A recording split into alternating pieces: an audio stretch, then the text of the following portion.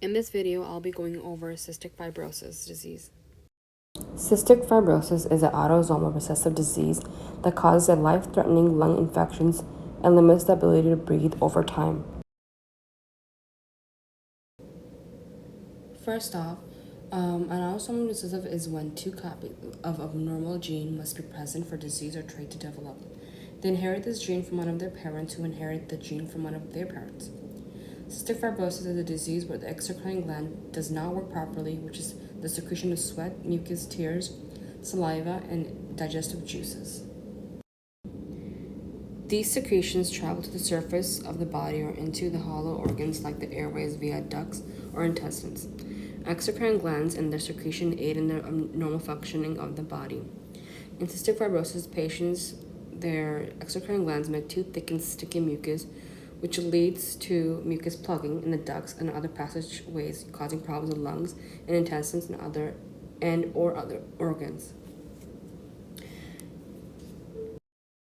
Common cystic fibrosis symptoms, but they vary in natures and severity from person to person, are slow weight gain, even with a good appetite, abnormal bowel movements, which is chronic diarrhea, wheezing, coughing, and increased lung mucus, deformity of nails, and slow growth.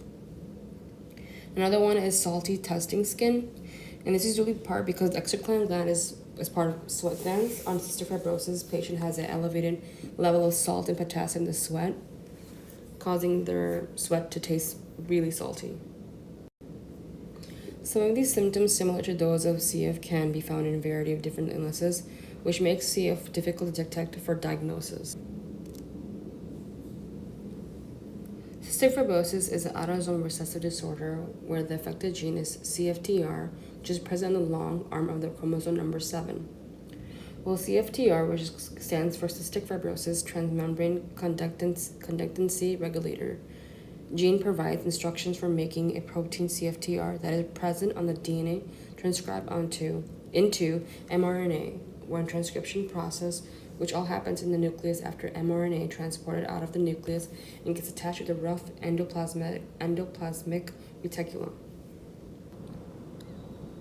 In the rough endoplasmic reticulum, the ribosomes take in the mRNA molecule, initiate the translation process, and which through this process, with this translation process, we get CFTR protein. CFTR protein is a channel protein, a chloride channel protein on plasma membrane of a epithelial cells, where the CFTR is present at the endoplasmic reticulum. So from the site of the synthesis, that's from our endoplasmic reticulum, is transported to the plasma membrane of the cell, which will act as a channel protein. And these CFTR protein channels are mostly present on the epithelial cell.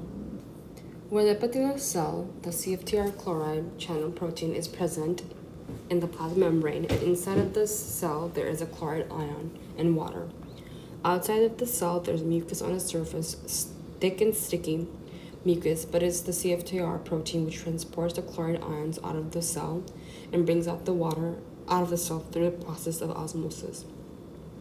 And with this transport, the mucus, which is present on the surface of the epithelial cell, it gets thinned out. It maintains the viscosity of the mucus, but things altered here.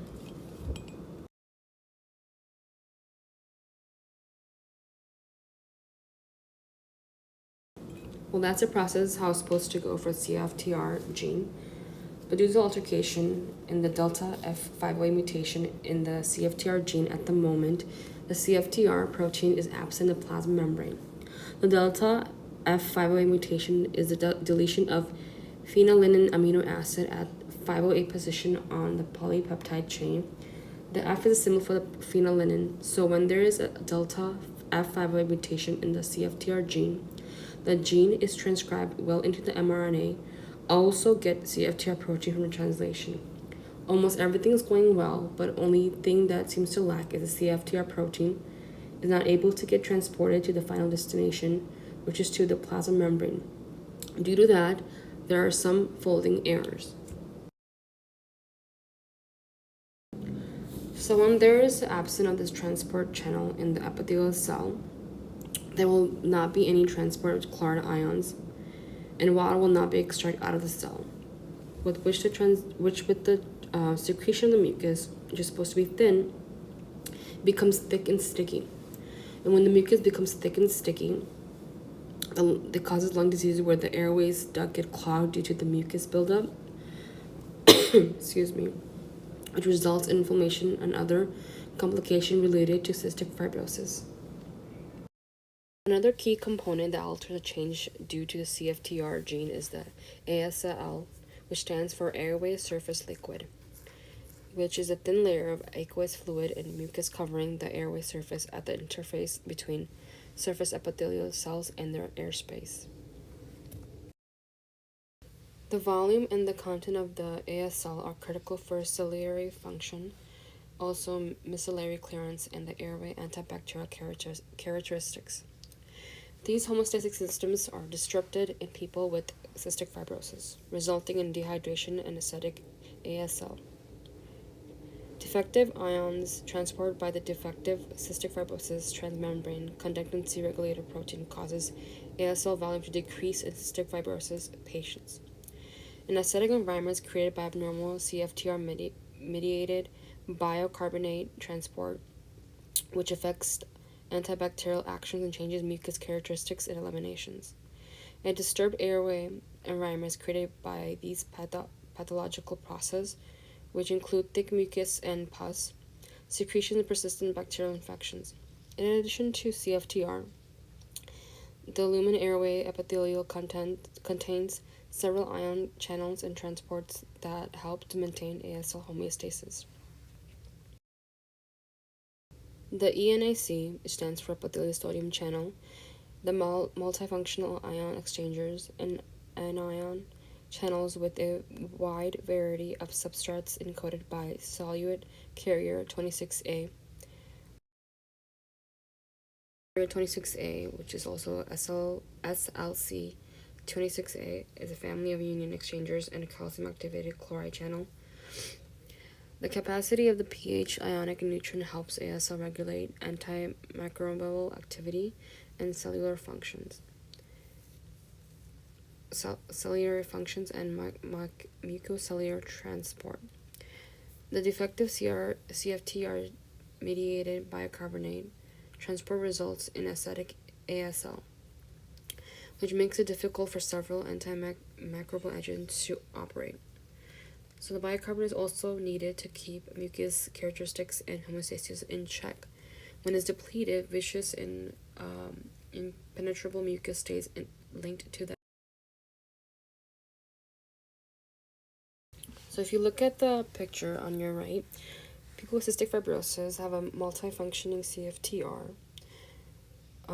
Protein causes lumen chloride and biocarbon transport into the airway of lumen to be disrupted. In addition to faculty ion transport, subsequent sodium and water component shifts result in a parched airway surface. So when the formation of a sticky acidic mucus and pus secretions that are difficult to clear, water preferentially flows out of the ASL mucus layer in a dry airway environment, increasing its concentrations and osmotic conditions. The crucial threshold is reached in a highly dehydrated cystic fibrosis airways when water also departs the. It's called a pericellular layer. Also, the pericellular layer is then compressed by the mucus layer, affecting cellular activity and so the mucocellular transport. This causes mucus stasis, airway infections, inflammation, and progressive lung damage in people with CF. The reason they explore into ASL is to see how targeting these alternative channels and transport might be appealing therapeutic strategy for correcting underlying ASL. A couple of ways to diagnose cystic fibrosis. One of them is immunoreactive trypaxine.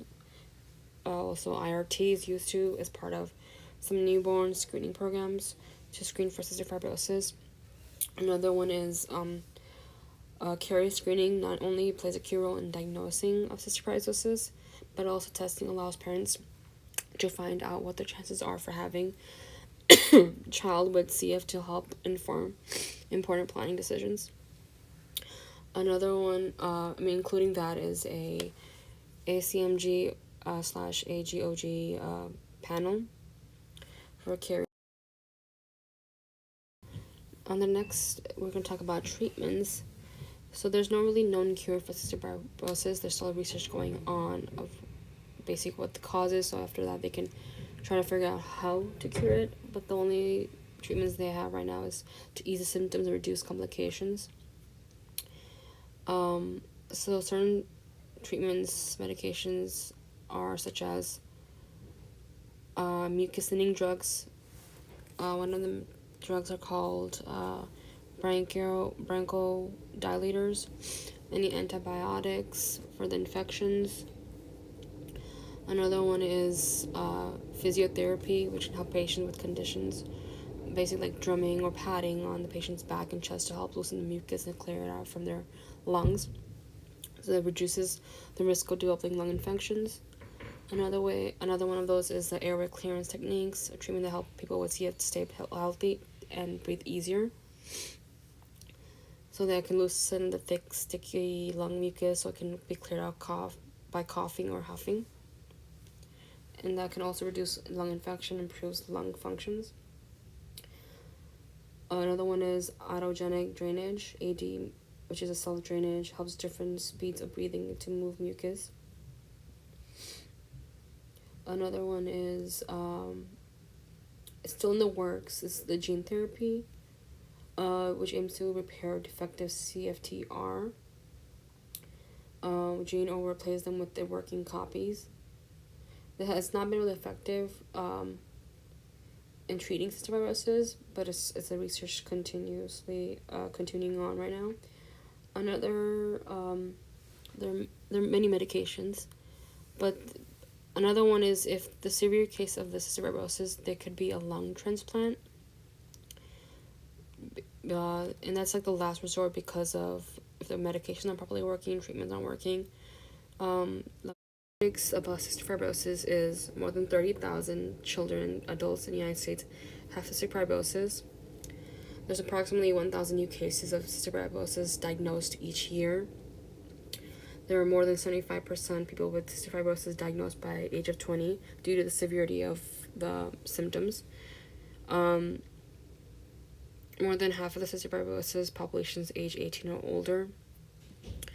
In 2014, more than 64% of people are diagnosed with CF were diagnosed through newborn screening.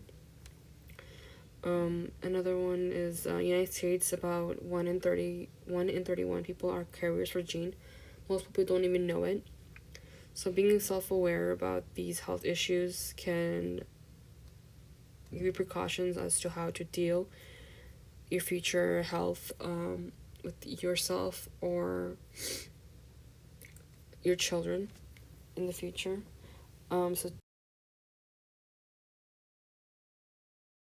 Well, that's all for this video on cystic fibrosis. Hope it's informative and helpful to understand the causes and the symptoms and the treatments and diagnosis of cystic fibrosis. Thank you.